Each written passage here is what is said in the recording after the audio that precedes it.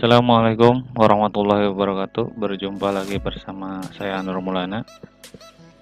Pada video kali ini saya akan membahas mengenai tutorial membuat aplikasi text to speech menggunakan Kodular tentunya. Sebelum kita mulai ke pembahasan mengenai pembuatan projectnya, ada beberapa hal yang harus dipersiapkan mungkin ya. Salah satunya pastikan di smartphone teman-teman itu sudah terinstall aplikasi Google, tapi bukan Google Chrome ya. Biasanya Google itu sebetulnya aplikasi bawaan. Ketika teman-teman beli smartphone memang sudah ada aplikasi Google-nya. Dan pastikan juga Google Asistennya itu bisa berjalan atau berfungsi. Ya, karena nanti si text to speech yang akan kita buat sebetulnya kita hanya membuat tampilan, tapi nanti si Kodular itu sendiri sudah menyediakan API text to speech Google mungkin ya, karena hampir sama dengan Google kalau saya rasa, tapi nanti teman-teman bisa nilai sendiri lah. Oke, langsung saja. Kalau sudah, teman-teman silakan buka halaman kreator Kodular.io nya. Bagi yang belum punya silakan daftar dulu, kemudian nanti login. Setelah login ada tampilan seperti ini ya, tampilan My Project namanya. Di My Project itu kalau teman-teman sudah bikin project, nanti akan muncul banyak project seperti ini. Jika belum, nanti hanya ada tombol create project, import, sama sort by apa gitu ya. Jadi untuk langkah pertama kita akan buat project baru, misalkan teman-teman tinggal pilih create project ya. Nanti kasih nama project name-nya ini text to speech seperti yang sudah saya buat sebelumnya. Saya tidak akan buat step by step dari awal, tapi di sini saya akan menjelaskan komponennya berikut blok kodenya saja ya.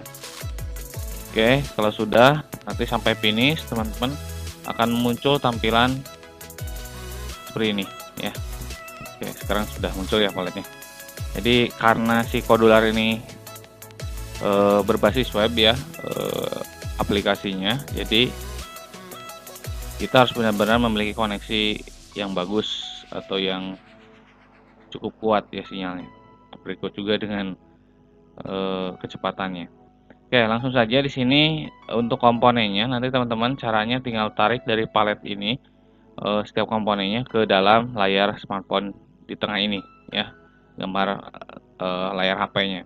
Yang pertama yang teman-teman harus masukkan yaitu adalah gambar ya. Teman-teman kalau susah menemukan di sini bisa cari di bagian pencarian ya, di search ini tinggal tulis image ya. Image itu sebenarnya ada di bagian user interface kalau teman-teman cari. Nanti tinggal drag masukkan ke sini ya image-nya, maka nanti urutannya akan screen 1 kemudian image ya. Image ini sebenarnya bukan hal yang wajib ya, tapi di sini saya hanya memberikan dekorasi terhadap aplikasi yang saya buat di sini ya. Kalau sudah, teman-teman pastikan punya gambarnya dulu, boleh download dulu di Google dan sebagainya. Kemudian nanti teman-teman pilih gambar upload file, pastikan image-nya diklik dulu ya, kemudian masuk ke image properties di sebelah kanannya, upload file, diuploadkan, nanti muncul di sebelah sini di asset manager. Kalau sudah di close, kemudian pilih picture-nya yang tadinya non, pilih gambar yang sudah teman-teman uploadkan.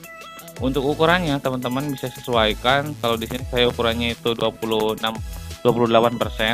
Untuk height-nya, artinya tingginya ini adalah 28%. Sedangkan width-nya itu adalah fill parent yang menyesuaikan dengan kondisi layarnya. Terus langkah selanjutnya teman-teman bisa memasukkan label. Ini ada space, ini untuk apa? Space ini saya buat untuk jarak. Tapi teman-teman kalau tidak mau pakai space tidak masalah, karena sebenarnya nanti pun ada jaraknya ya. Tapi kalau memang tidak ada jarak, teman-teman boleh masukkan space, kemudian height-nya atur 2%. Jadi urutannya seperti ini ya. Langsung saja ke label, yang masukkan label, cari lagi di sini label ya, label ya. Yuk, label juga ada di bagian user interface ya, palet ini user interface, di sini ada label sebenarnya. Label ini namanya label, masukkan di bawah image. Kemudian isi teksnya. Untuk mengisi teksnya klik dulu labelnya, kemudian masuk ke label properties, cari di bagian teks, isikan kalimat yang ingin teman-teman gunakan untuk menjelaskan apa yang harus dilakukan nantinya ya. Width-nya kenapa 90% tidak fill parent? Hal ini saya lakukan supaya si teksnya tidak mepet ke samping atau tidak nempel ke frame dari aplikasi ini atau smartphone-nya nanti ya, supaya tidak terlalu terpojokan. Kalau sudah, teman-teman lanjut lagi, masukkan text box, cari lagi sama di search text box atau cari di user interface. Bagian user interface sini ada yang namanya text box. Nah, ini text box, masukkan ke sini. Untuk high-nya kita atur 10% ya. Untuk width-nya 90%, sesuaikan dengan kolom yang ini, yang label. Kemudian hint-nya tolong dikosongkan. Di sana kan ada hint for text box 1 ya, supaya dia tidak muncul di sininya. Kemudian multi line-nya di checklist supaya nanti ketika mengetik teman-teman bisa enter ke bawah ya, jadi tidak harus ke samping terus panjang ya. Itu saja untuk text box-nya. Yang selanjutnya ini yang terakhir sebenarnya, yang settingnya kita hapus dulu. Sini saya tidak pakai dulu karena ternyata untuk masuk ke menu setting di smartphone dengan versi Android-nya Proyo ya, itu tidak bisa berjalan. Kalau di Marshmallow dia bisa berjalan ya. Saya sudah tes barusan, jadi ini tidak. Ini fungsinya untuk apa? Tidak akan saya jelaskan lagi supaya tidak bingung. Kemudian masukkan button ya di user interface. Bagian pertama itu ada yang namanya button, masukkan ke sini. Button ini ukurannya 8%, height-nya, width-nya 90% juga. Kemudian shape-nya saya buat rounded ya. Kemudian background color-nya jangan lupa di setting ya, pilih warna yang teman-teman inginkan. Ukuran hurufnya di font size-nya bisa dipilih juga, terus teksnya dirubah. Misalnya karena ini bahasa Indonesia ya, ini kita coba juga ke bahasa Indonesia ya, jangan bahasa Inggris. Oke, saya rubah dulu.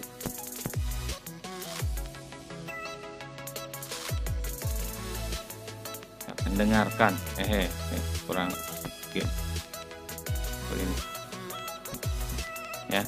Ini untuk tampilan desainnya, misalkan ya, teman-teman bisa disesuaikan nanti si text to speech ini ditempatkannya di mana atau digunakan untuk apa.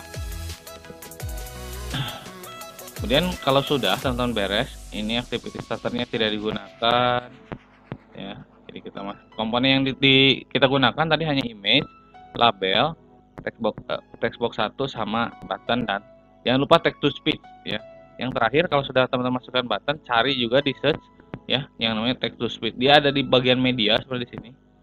Ada yang namanya text to speech. Nah, ini text to speech ya. Text to speech ini adalah merubah dari teks menjadi suara ya. Ya, bicara lah, si smartphone-nya bisa bicara tuh. Ya, seperti gambar yang ini ya. Ini teks jadi suara. Oke, kalau sudah buat tampilannya seperti ini dan komponennya sudah dimasukkan sesuai dengan yang saya anjurkan dan yang saya sarankan, teman-teman tinggal masuk ke bagian blog. Bagian blog codingnya sebenarnya cuma segini ya. Kenapa codingnya pendek gitu ya? Kenapa codingnya tidak panjang ya? Memang coding untuk text to speech segini gitu. Makanya saya tadi katakan di Codolar ini sebenarnya kita hanya membuat tampilan dan memanggil API yang sudah tersedia di smartphone kita ya. Artinya kita tidak membuat dari awal, melainkan kita menggunakan fitur yang sudah tersedia ya. Jadi di sini kita nebeng lah ya, nebeng di API lainnya ya. Itu saja mungkin untuk pengetesannya, teman-teman bisa lihat di layar sebelah kanan saya. Saya akan coba tes ya. Untuk pengetesannya ini bagi yang belum tahu juga, teman-teman masuk ke tes. Kalau yang tidak punya Codolar Companion atau sudah tidak cukup, boleh download dulu, simpan dulu di komputer dalam bentuk APK sehingga nantinya bisa diinstalkan. Kemudian untuk yang punya Codolar Companion di smartphone-nya tentunya ya, teman-teman bisa connect ke Companion ya. Untuk mendapatkan Codolar Companion-nya dari mana, kalau ada pertanyaan teman-teman bisa cari di Play Store. Oke, sekarang sudah aktif rekamannya. Tadi saya katakan teman-teman download dulu Codolar Companion-nya di smartphone ya, melalui Play Store. Kalau sudah punya nanti seperti ini, ada yang K warna biru itu Companion namanya. Kita tunggu sampai muncul. Ada scan QR code, kita scan QR code yang muncul di layar komputer kita. Oke, kita tunggu. Nanti ada proses download ya, untuk file yang sudah kita buat tadi di halaman Codolar. Oke, munculnya sama ya, sesuai dengan apa yang kita buat di komputer. Walaupun mungkin kenapa yang di websitenya itu bertumpuk, tapi ketika dijalankan di smartphone biasa-biasa saja gitu ya. Nah sekarang kita coba text to speech-nya, karena settingan di smartphone saya ini bahasa Indonesia, harusnya dia berbicara menggunakan logat Indonesia juga ya. Misalkan selamat malam.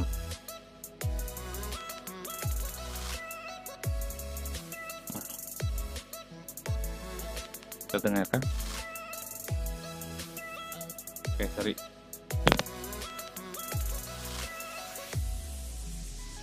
Selamat malam. Oke, itu. Kemudian halo. Halo. Ya. Jangan lupa subscribe. Jangan lupa subscribe. Nah, itu contohnya ya. Ini untuk text to speech. Nanti untuk speech recognition itu seperti apa biasa speech? Ya, speech recognition itu kebalikannya. Jadi kalau hari ini kita buat dari teks menjadi suara, kalau nanti dari suara menjadi teks. Ya, tunggu saja di video selanjutnya, tidak akan lama. Besok juga mungkin, atau hari ini juga mungkin bisa saya uploadkan ya. Mudah-mudahan bisa segera terupload ya. Mudah-mudahan video singkat ini bisa menjadi manfaat juga bagi teman-teman yang saat ini sedang belajar atau yang sedang mengembangkan aplikasi menggunakan Codar. Terima kasih. Jangan lupa untuk klik like, subscribe, dan share jika menurut teman-teman ini bermanfaat. Assalamualaikum warahmatullahi wabarakatuh.